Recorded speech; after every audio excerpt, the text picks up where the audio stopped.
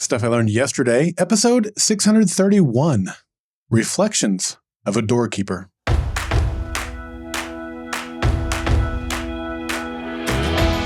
Welcome to Stuff I Learned Yesterday. My name is Daryl Darnell. My least favorite thing about going to OU football games is the other fans that constantly yell during the game.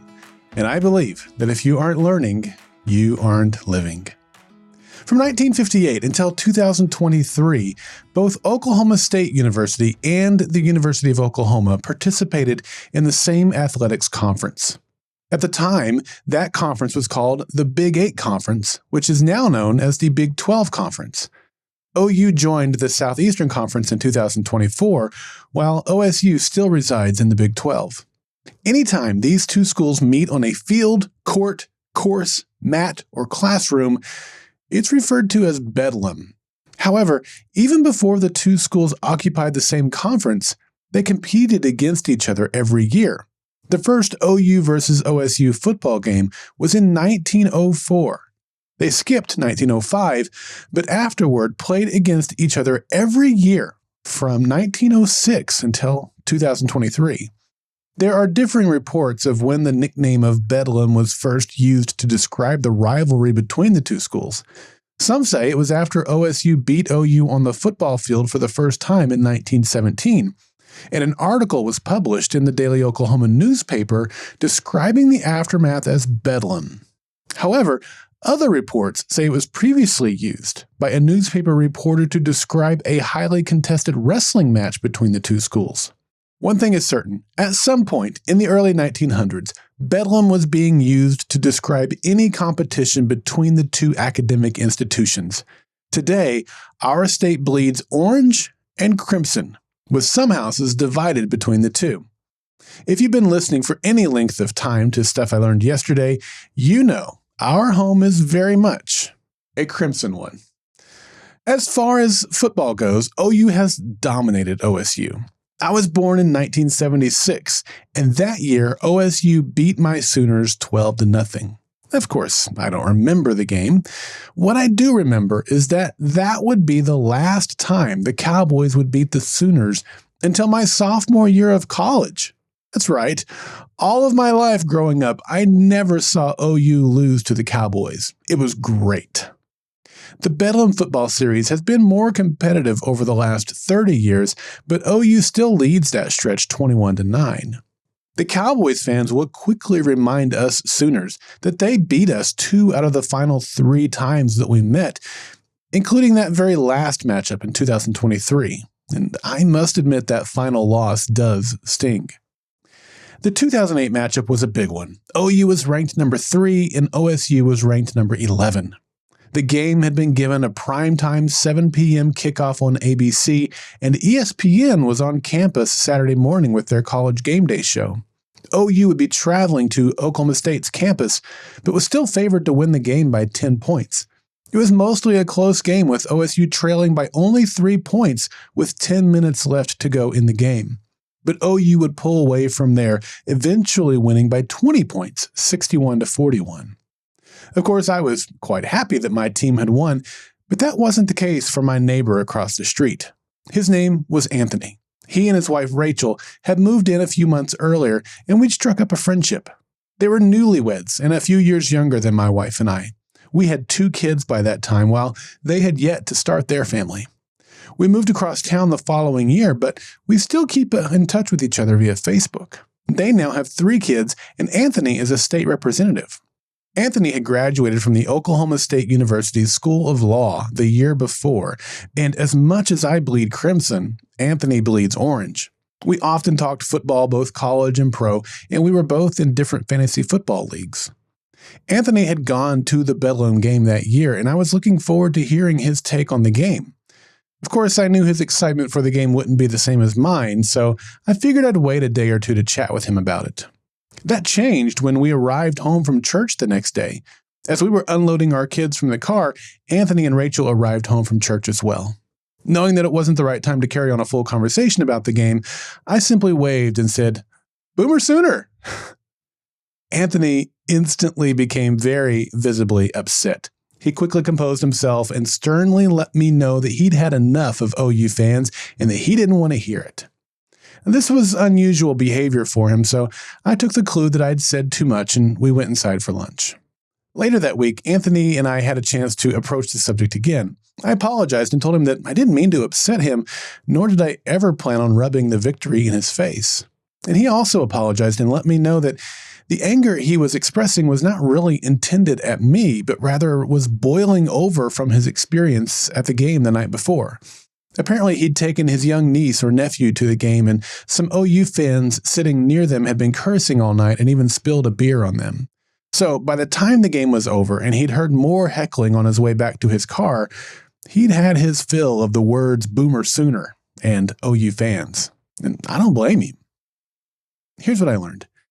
After that bad experience, Anthony never went to another football game and told me that all OU fans are hypocrites.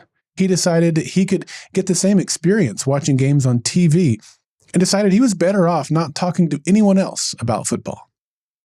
That seems like a bit unreasonable and an overreaction to me. But what about you? Okay, I admit that last part isn't true. The entire story is true, except that Anthony didn't stop going to football games. He didn't assume all OU fans were hypocrites. He didn't stop talking to others about his love of football. He realized that there are some bad apples with every fan base, but it's still better to experience his love for football with others. He's still a passionate OSU football fan. Now, I know this isn't a perfect comparison, but despite that, hear me out. Many people, perhaps even you, have given up on going to church or following Christ because of the behavior of a few Christians or an experience at a church. For example, my daughter has a friend whom she has asked repeatedly to come to church with her. Unfortunately, he refuses. He's told her that he didn't go to church very often growing up. In fact, it was rare. One time, when he was very young, he was in a Sunday school class and he got in trouble. And the teacher made him sit in a corner. And he was very embarrassed and hurt by it. And so now, he refuses to go again.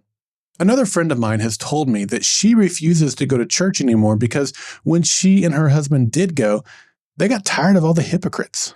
So now they don't go, they don't watch any online or TV church services, and they don't read the Bible. Maybe you can identify with these stories too. You've tried going to church, but the people there hurt you, and all you saw were hypocrites. I mean, of course all you saw were hypocrites. No one's perfect, and we're all screw-ups. It's a paradox, isn't it? People feel like they can't go to church because they aren't good enough. They have to get their life together first. Yet others come to church and see a bunch of imperfect people and leave because the people there are a bunch of hypocrites. Another comparison could be made to your favorite restaurant. For my son, it's Taco Bell. Has he ever had bad Taco Bell? Of course. Have they ever got his order wrong? Yes. Is there that one Taco Bell that he knows not to go to unless he wants a bad experience? Yes. So does that mean he stopped going to Taco Bell? Of course not. He gives Taco Bell some grace when they get something wrong, and he avoids that location that's bad. Again, it's not a great analogy because we shouldn't approach churches the same way as a restaurant, as if we're only there to be served and get what we want. But hopefully you get the idea I'm trying to get across, and that is, we don't let a bad experience or two stop us from going out to eat or supporting our local football team, and we shouldn't let that stop us from the pursuit of finding a good church and experiencing the Christian faith with others either. The church is full of hypocrites, and that's the point. The point of church is to help each other grow, to hold each other up, to study together, pray together, worship together, and serve together. Warts, flaws, struggles, and everything. If you've been hurt by Christians or seen our hypocrisy, if we've caused you to step away from church and played a role in severing your relationship with God, I apologize. We Christians are human after all, and despite how much we'd prefer otherwise, we do make a mess of things sometimes. Today, I invite you to reconsider. Open that Bible, visit the church down the street, talk to your Christian friend, and ask them for prayer. Reach out to me. For you Christians, let's be ever mindful of how our behavior affects others. We are called to a higher standard. Let's do our best to uphold that, yet not act as if we're perfect. We're called to extend mercy and grace. We're called to be known by love. To wrap up today, I want to read a portion of a poem that my pastor reads to our congregation at least once a year. It's a poem written nearly 100 years ago by Sam Shoemaker, and it's called, I Stand at the Door. I stand by the door. I neither go too far in nor stay too far out. The door is the most important door in the world. It is the door through which men walk when they find God. There is no use my going way inside and staying there when so many are still outside and they, as much as I, crave to know where the door is. And all that so many ever find is only the wall where the door ought to be. They creep along the wall like blind men, with outstretched and groping hands, feeling for a door, knowing there must be a door, yet they never find it. So I stand by the door. The most tremendous thing in the world is for men to find that door, the door to God. The most important thing that any man can do is to take hold of one of those blind, groping hands and put it on the latch that only clicks and opens to the man's own touch. Men die outside the door as starving beggars die on cold nights in cruel cities in the dead of winter. Die for want of what is within their grasp. They live on the other side of it, live because they have not found it. Nothing else matters compared to helping them find it and open it and walk in and find Him. So I stand by the door. There is another reason why I stand there. Some people get partway in and become afraid, lest God and the zeal of His house devour them. For God is so very great and asks all of us. And these people feel a cosmic claustrophobia and want to get out. Let me out, they cry.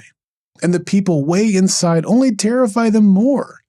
Somebody must be watching for the frightened, who seek to sneak out just where they came in, to tell them how much better it is inside. The people too far in do not see how near these are to leaving, preoccupied with the wonder of it all. Somebody must watch for those who have entered the door but would like to run away. So for them too, I stand by the door. I admire the people who go way in, but I wish they would not forget how it was before they got in. Then they would be able to help the people who have not yet even found the door, or the people who want to run away again from God. You can go in too deeply and stay in too long and forget the people outside the door. As for me, I shall take my old accustomed place near enough to God to hear Him and know He is there, but not so far from men as to not hear them and remember they are there too. Where? Outside the door. Thousands of them, millions of them. But more important for me, one of them, two of them, 10 of them, whose hands I am intended to put on the latch. So I shall stand by the door and wait for those who seek it. I'd rather be a doorkeeper, so I stand by the door. I'm Daryl Darnell, and this has been Stuff I Learned Yesterday. I want you to be a part of the next Monday Mailbag on March 31st. Monday Mailbag is your opportunity to share what you've learned so that other listeners and I can learn from you. It can be a message as short as 30 seconds, or it can be several minutes long. It's just as long as it's something that will benefit others. You can send in questions or responses to my SILY episodes, and I'll respond to them via Monday Mailbag episodes. You can participate in Monday Mailbags by visiting the Golden Spiral Media listener feedback page at goldenspiralmedia.com/feedback, or shoot me an email at feedback@goldenspiralmedia.com.